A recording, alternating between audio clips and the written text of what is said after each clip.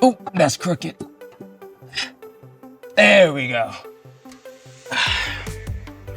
Hey, welcome to the Story Lab. This week we're talking about joy while we take a look in the Psalms to find out how to see the world just a little bit different.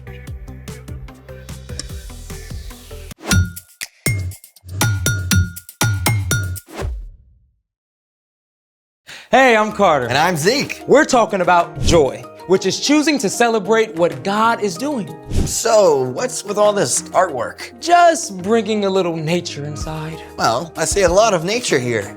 I love how artists can look at something boring and see something amazing. Oh yeah? Like this one? It's just a big tree, but it's pretty unusual and really beautiful. Hey, what about this one right here? This right here is mostly weeds, but it almost looks alive. That'd be a great gift for my mom.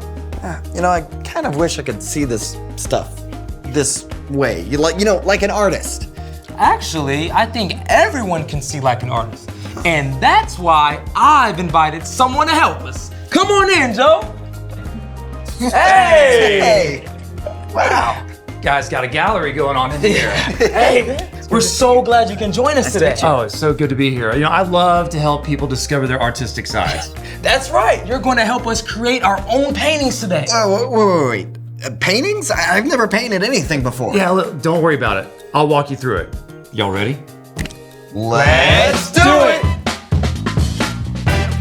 I like to call this the Painted Sunset Tree Challenge. Very specific. Okay. Now, you're first gonna grab your big brush out of the water jar. You're gonna have a little bit of water on the brush to help smooth out the paint as we paint. Now, what we're gonna start with is our yellow. And we're gonna paint the bottom half going left to right, a big stripe on our canvas, all right? The whole bottom half? The whole bottom half. Just go with it. Something like this. Right now, it doesn't matter how neat it is, but you want to go all the way to the bottom. Make sure you get all the way to the edge. Okay. Oh, yours looks good. Thank you. And next, we're going to grab the orange, do the same thing, and we're going to do about a 3 to 4 inch wide stripe just above the yellow. All right, so right here, leaving room above the orange stripe for the other stripes to go in. We'll have This looks cool. 2 more. Now, it's important though, if you want, to go ahead and blend it real light. Do a light stroke across the yellow. Let it fade in. The lighter you touch the canvas, the better. The red color's next. We'll do the same thing with the orange. Remember, you've got 2 more colors to fill in above the top after this red. Great. All right, so let me guess. Purple next?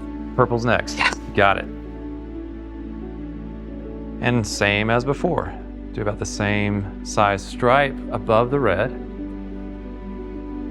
All the way across. Leaving room for the blue to go above that. Looking great.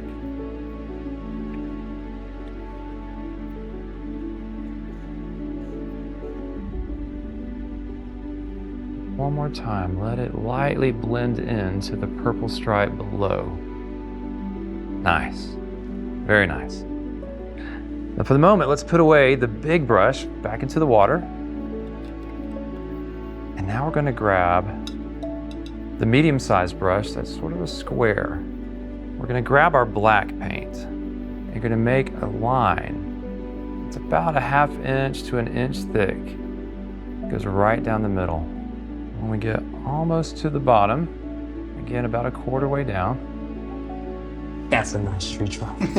That's a nice tree trunk. After you get your trunk painted, we're gonna do a little bit of a squiggly line. Oh. And take the rest of the black and fill in as best you can. If you want to grab the big brush again, it'd be a good time to do that. We're going to paint in the bottom section underneath this squiggly line. After you get the ground or your hill colored in, we're gonna get our last brush, which should be a little thinner and more pointy. This is where your artistic side is gonna take over. You ready, Z? We'll see. You're gonna create your own branches that come off of your tree trunk at the top. However you feel that this tree wants to grow up into the space, put those branches on there as you see fit. And they get even thinner the further away from the tree that you go. That looks amazing. What's wrong, Z? I'm just not sure it looks right. Hey, you got this, okay? Just be creative. Think about that big old giant tree in your backyard. Right.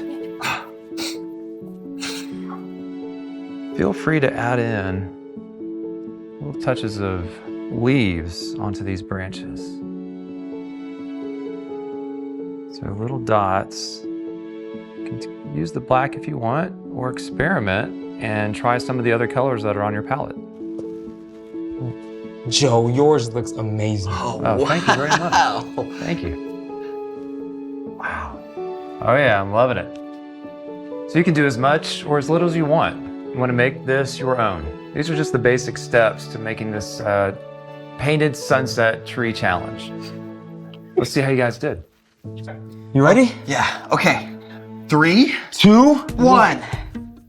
Oh, Carter, that's awesome. Thank you. Look at yours. Yours looks amazing. Wow, you guys did a great job, especially for your first time out. These look excellent. Thank you. Thank you. You know what, Joe? Thank you so much for coming here today and helping us out. We really appreciate it. Yeah, my pleasure. Hey, I'll see you guys around. All right, see you.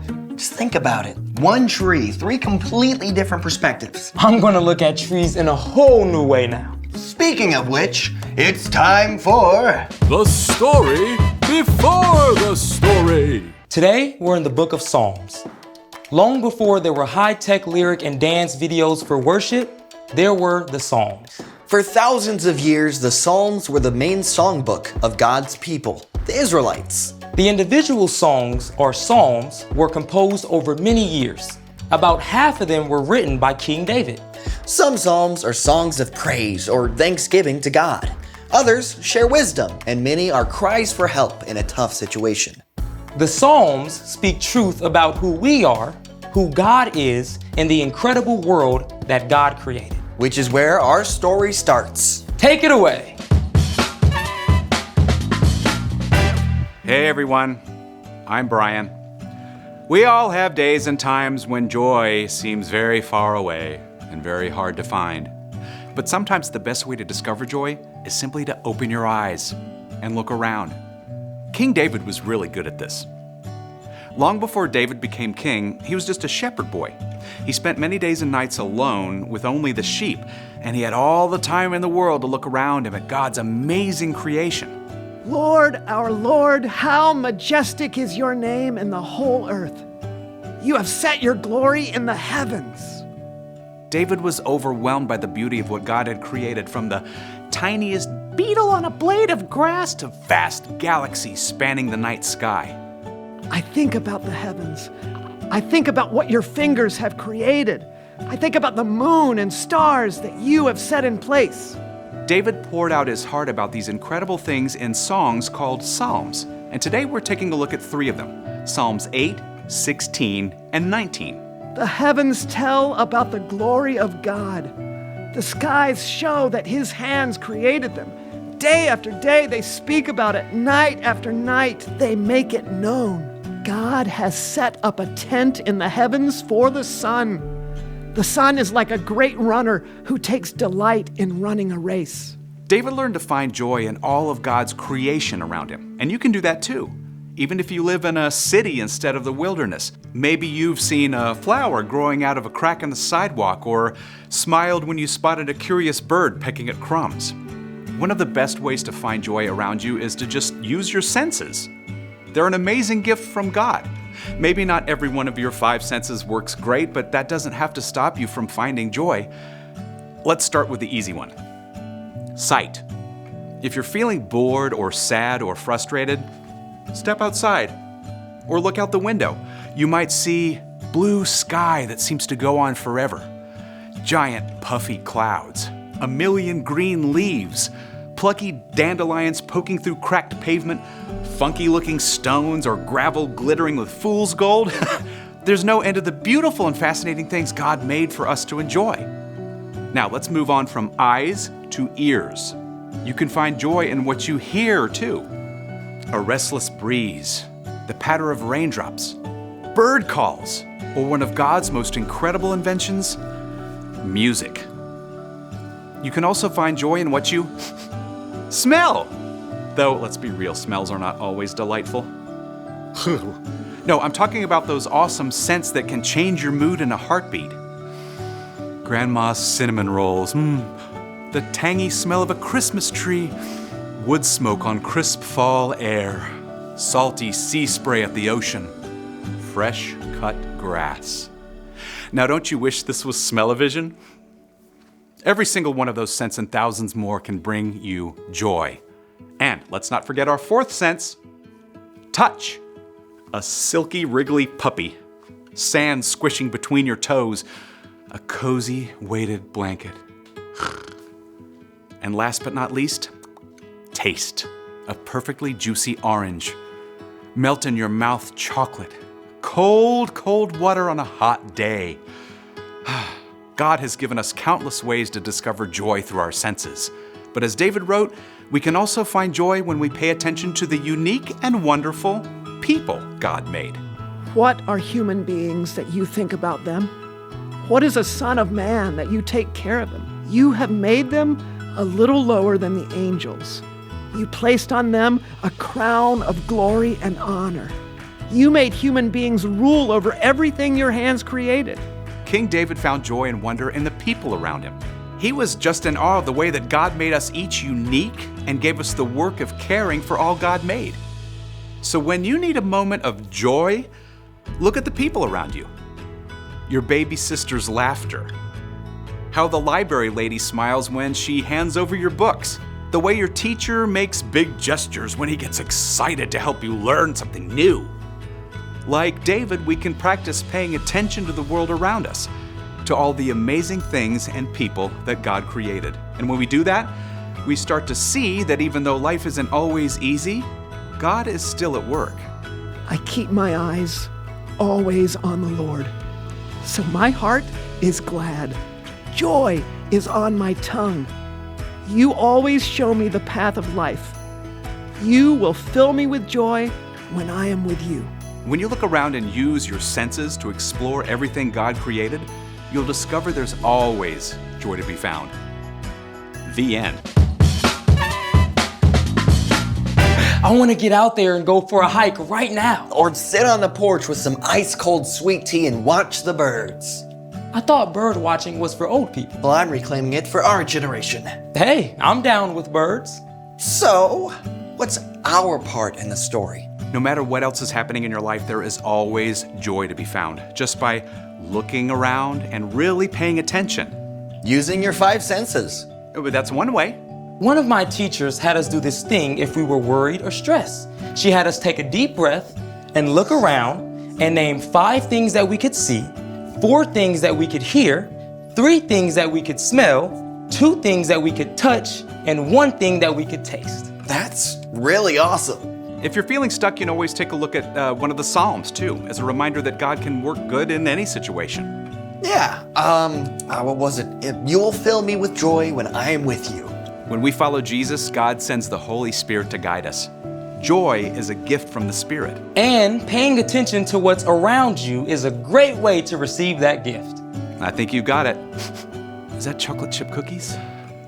See you next time. So, here's the thing. Find joy in what you see around you. Well, I'm ready to see the great outdoors. You up for a spot of bird watching? You know, I think I am. Thanks for joining us in the Story Lab. See you next time. All right, you ready? Whoa! Why are you so small? Come back. You know that's the wrong side. Oh, hark. Do I hear the dulcet tones of a tropical boo-boo? A what? It's a real bird. Look it up. Maybe you can paint it. A tropical boo-boo. I've never heard that before. It's a real bird.